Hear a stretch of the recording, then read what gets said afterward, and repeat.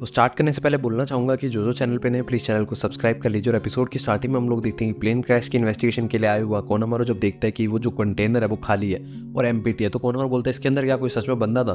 तभी उसकी नज़र वहाँ पे बहुत सारे पोर्ट्स पे जाती है, तो वो बोलते हैं यहाँ पे कुछ डाटा भी हो सकता है। तो वो अपनी स्क्रॉल फ्लैश ड्राइव को निकालता है और उस डाटा को कॉपी करने लग जाता है। वहीं दूसरी तरफ हम लोग देखते हैं बाहर खड़ा होता है मुजीनो, जिसके ऊपर अचानक से एक आदमी अटैक कर देता है, जिसका हम लोगों को पिछले एपिसोड में पैर दिखाया गया था। तो मुजीनो उस आदमी की शक्ल पहचान जाता है और बोलता तुम तो वही हो ना जो विक्टर की लैब में थे, तुम यहाँ पे क्या कर रहे हो, और उसका मुंह पे अटैक करने लगता है। तभी हम लोग देखते हैं वो आदमी उसको दूर फेंक देता है और उसके हाथ से उसका मास्क निकल जाता है। तो हम लोग देखते हैं वो आदमी नहीं होता बल्कि एक रोबोट होता है। तो कॉनर बोलते हैं सब कुछ क्या हो रहा है, तो मुझे उसको बोलता है कॉनर तुम यहाँ से निकल जाओ प्लीज़, हम लोग यहाँ से बच नहीं सकते, हम इन नागों का सामना नहीं कर सकते। तभी हम लोग वहाँ पे बहुत सारे वैसे और आदमी आ जाते हैं जो कि असलियत में रोबोट होते हैं। वहीं दूसरी तरफ हम लोग देते हैं बोल्टो सास्के से बोलता है कि मिस्टर सास्के आप कारा की इन्वेस्टिगेशन के लिए गए थे ना, आपको कुछ पता चला।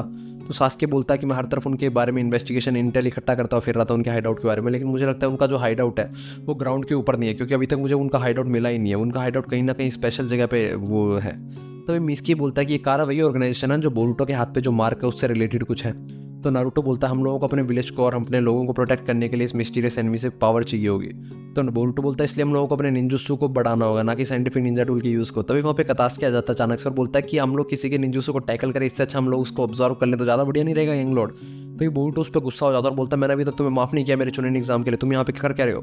तभी नारुतो उसको बोलता है मैंने इसको बुलाया एक मिशन के लिए, तुम्हें इसके साथ एक मिशन करना है और तुम लोगों की जो स्किल्स लेवल है वो ऑलरेडी चुनिन की लेवल की है, इसलिए मैं तुम लोगों को ये मिशन सौंप रहा हूँ। कतास्के को ये जो मेरा जो प्रोस्थेटिक आर्म है इसको हाईटेक रिसर्च लैब में शिफ्ट करना है, जो कि हमारे र्यूतन टाउन में है हिडनली विलेज के, क्योंकि अब वो लैब जो हुई इस वाली लैब से बड़ी है तो वहाँ पे सारी डेवलपमेंट होने वाली है। तो मैं कतास्के के साथ तुम लोगों को मिशन भेज रहा हूँ कि तुम कतास्के को गार्ड करोगे और इसको वहाँ पे पहुँचाओगे।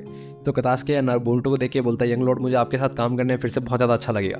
लेकिन हम लोग बोल्टो को भी गुस्सा होता है और बोल्टो बोलता है बी रैंक मिशन मिलना चाहिए था मुझे, ये सी रैंक मिशन क्यों मिल रहा है, और ये बोल के वहाँ से निकल जाता है। तो नारुतो सारदा को और मिस्की को बोलता है तुम लोग इसके हाथ के मार्क पे नजर रखना कि कुछ गड़बड़ ना हो जाए, तुम्हारा इस रोल में मिशन यही, इस मिशन में यही रोल होगा कि तुम लोग बोल्टो पे नजर रखो कि वो कुछ गड़बड़ ना करे।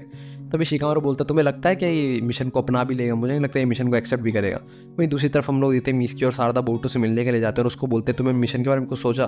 तो बोल्टो बोलता है मैंने तुम्हें कितने बार बोला मुझे साइंटिफिक निंजा टूल बिल्कुल भी पसंद नहीं है, फिर भी डैड मुझे बार बार उसी से मेट करवा रहे हैं। तभी शारदा बोलती है तुम जाओ चाहे ना जाओ लेकिन मैं तो मिशन पे जा रही हूँ, क्योंकि मुझे तो होकागे बनना है आगे जाके, तो मुझे कोई भी मिशन मना नहीं कर सकती मैं। तो मिस्की बोलता बोल्टो तुम्हें पता है मेरी डिसीजन हमेशा तुम पे डिपेंड करते थे, अगर तुम नहीं जाते तो मैं भी नहीं जाता, लेकिन अब मेरी फ्री विल है, मैं चाहता हूँ कि मैं जाऊँ। अगर तुम नहीं जाओगे तो भी मैं जाऊँगा, क्योंकि वो जो साइंटिफिक निंजा टूल है वो लॉर्ड होकागे का प्रोस्थेटिक आर्म है जो कि पूरे विलेज को प्रोटेक्ट करता है, जिसके अंदर मैं भी आता हूँ, तुम भी आते हो, तुम्हारी मॉम भी आती हो, तुम्हारी लिटिल सिस्टर भी आती है। तो मैं तो जा रहा हूँ, अगर तुम्हें नहीं जाना तो मत जाओ। और कारा जैसी खतरनाक ऑर्गेनाइजेशन इस सब के पीछे है, तो मैं शारदा को अकेले डेंजर फेस नहीं करने दे सकता। तो बोल्टो बोलता मैंने कब बोला कि मैं नहीं जा रहा, मैं भी जाऊंगा, मैं मुझे तो पागल समझ रहे हो क्या भाई। दूसरी तरफ हम लोग देते हैं जीगन अमादो से बोलता है कि अमादो अब तक हम लोगों को उस ट्रेडर के बारे में पता नहीं चला जिसने वो एयरशिप क्रैश करवाई थी। तो अमादो बोलता है कि मुझे तो लगा था तुम्हें पता चल गया, तुमने तो विक्टर के साथ डील भी कर लिया ना, उसको तो मार भी दिया। तो जीगन बोलता है नहीं मुझे नहीं लगता विक्टर का ये सब कुछ प्लान है, विक्टर वेसल को चुराना जरूर चाहता था लेकिन ये सब कुछ किसी और का प्लान है, उसको सिर्फ फंसाया गया है। तो अमादो बोलता है सर ढंग से समझाओ मुझे कुछ समझ में नहीं आ रहा। तो जीगन बोलता है कि मैंने जो ट्रांसफ़र था प्लेन के जरिए वो जानबूझ के करवाया था ताकि मैं ट्रेडर को पकड़ सकूं। तो अमादो बोलता फिर तुम्हें पता नहीं चला ये विक्टर ने किया है, तुम ऐसे कैसे श्योर हो कि विक्टर ये सब कुछ नहीं कर सकता। तो जीगन बोलता है कि मैंने अपने कर्मा से पहले ही सेंस कर लिया था कि ये वेसल को मूव किया गया है, और ये सब कुछ मैंने तब सेंस किया था जब वो एयरशिप जो था वो क्रैश नहीं हुआ था, मतलब उससे पहले ही वेसल को मूव कर दिया गया था। और विक्टर के बस की बात नहीं है कि वो चलती प्लेन में जब वो नीचे बैठा हो वो वेसल को मूव कर सके, तो कुछ ना कुछ तो गड़बड़ है। मुझे लगता है किसी और इनर ने प्लान बनाया और उसने विक्टर को फंसाया है। तो अमादो बोलता है फिर तो तुम्हें पता ही होगा कि कौन है वो इनर, तुमसे तो क्या ही चीज़ छुप सकती है।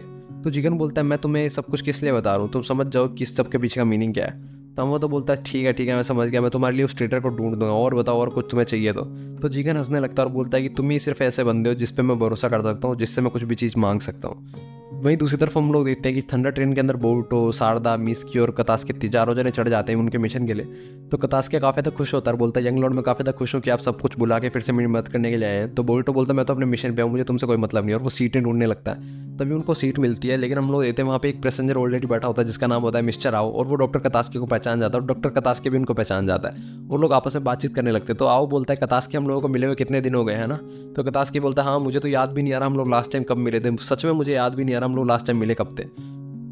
तो कतास्के बोलता है कि वैसे तुम लैंड ऑफ फायर में किस लिए आए हो, कि वैकेशन वगैरह मनाने के लिए। तभी हम लोग अचानक से ट्रेन पे झटका आता है और बोरुटो अपने साइंटिफिक निंजा टूल को बचा लेता है। तो शारदा हंसते हुए बोलते हैं कि मुझे तो लगा था तुम्हें साइंटिफिक निंजा टूल बिल्कुल भी पसंद नहीं है, तुम उनको बचाने के लिए लग गए। तो बोरुटो बोलता है हाँ मुझे पसंद नहीं है, लेकिन ये सिर्फ मिशन है।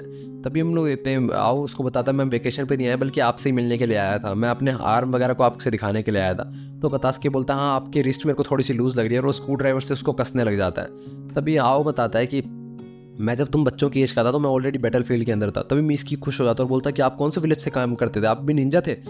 तो बोरुटो जब वो बोलता है कि मैं हिडन मिस्ट विलेज से था, तो बोरुटो काफ़ी ज़्यादा खुश हो जाता है और बोलता है हम लोग एक बार स्कूल ट्रिप पे गए थे हिडन मिस्ट विलेज। तो आओ रानी से देखते हुए बोलता है स्कूल ट्रिप, मुझे लगता है हिडन मिस्ट विलेज काफ़ी ज़्यादा बदल चुका है। तो मिस्की बोलता है आप तो ऐसी बातें कर रहे हो जैसे आप अपने विलेज में गए नहीं हो रिसेंटली। तो आओ बोलता है हाँ मैं गया ही नहीं हूँ, मैं ग्रेट वॉर के बाद अपने विलेज में गया ही नहीं हूँ, मेरी हालत ही कुछ ऐसी थी। उस टाइम मेरे साथ काम करने वाले जितने भी लोग थे वो सारे मारे जा चुके थे, सिर्फ मैं अकेला जिंदा बचा था, और वो भी एक मिरेकल ही मानता हूँ कि मैं जिंदा बच गया। अगर डॉक्टर कतास्के और उनके साइंटिफिक निंजा टूल ना होते तो शायद आज मैं जिंदा ही नहीं बचता।